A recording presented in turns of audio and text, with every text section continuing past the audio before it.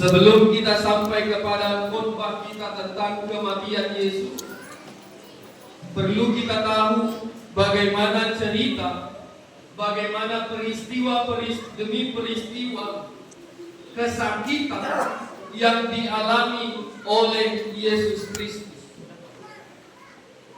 Bapak, Ibu, dan saudara-saudari sekalian,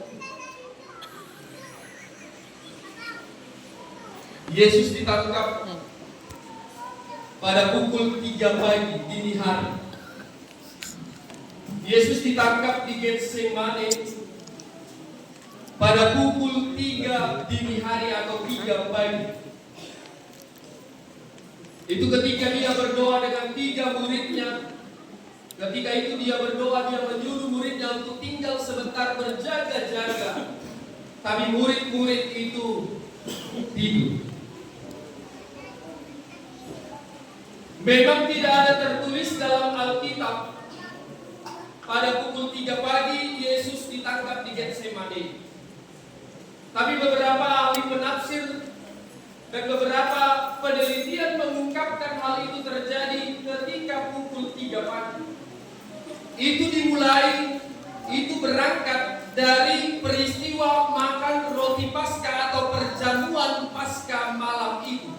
Perjamuan terakhir dilaksanakan pada jam 12 malam. Perjamuan malam terakhir itu dilaksanakan tepat pada jam 12 malam. Lalu kemudian setelah perjamuan itu selesai, Yesus berangkat untuk naik ke Getsemane. Dia berdoa di situ. Tapi sebelum itu ada satu murid yang cukup menarik, yang mengatakan bahwa dia tidak akan meninggalkan Yesus bahkan sampai kematiannya. Dia akan mengikuti Yesus yang bernama Simon Petrus. Lalu kemudian Yesus ditangkap pada pukul 3, dibawa kepada Pontius Pilatus. Kira-kira pukul 5 atau pukul 4.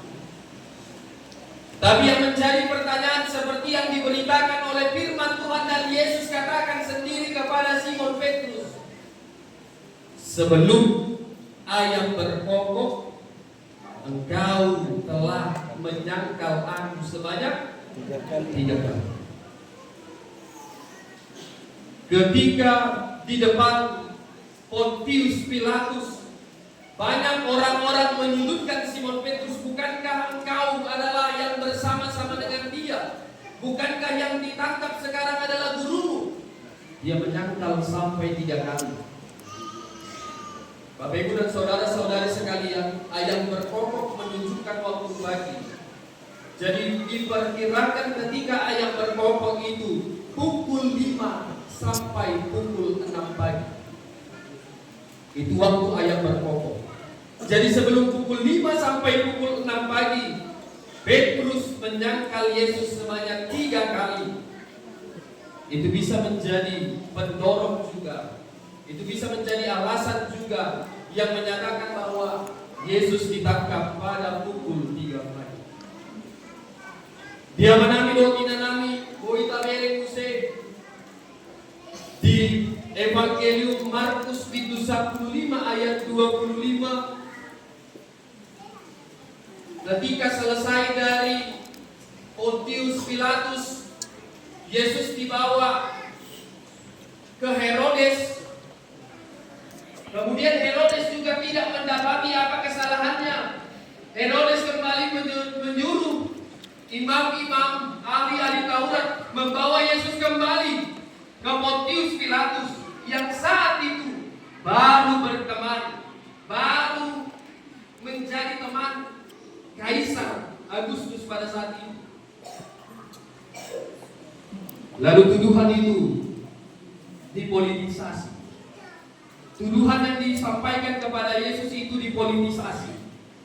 Kalau engkau tidak mau menyalibkan Yesus, maka engkau tidak menjadi sahabat Kaisar. Pontius Pilatus yang baru berteman dengan Kaisar Agustus pada saat itu mempunyai ketakutan tersendiri. Lalu dia mengambil perbesuan, mengambil cuci tangan, menyuci tangannya, dan mengatakan, aku bersih dari darah orang ini. Aku tidak terkait dari darah orang ini. Ya kaman nabi nami, itu penderitaan yang masih sederhana awalnya. Tapi kemudian Yesus dihukum. Pontius Pilatus menyatakan kepada seluruh orang banyak, Yesus dihukum tapi jangan ambil nyawanya. Yesus dihukum tapi jangan salibkan dia. Lalu dalam hukuman itu begitu luar biasa yang dirasakan oleh Yesus. Yesus dicambuk, Yesus disiksa hampir mati, sampai seorang soldadu suruhan Pontius Pilatus melihat apa yang terjadi, kemudian marah, menarik Yesus kembali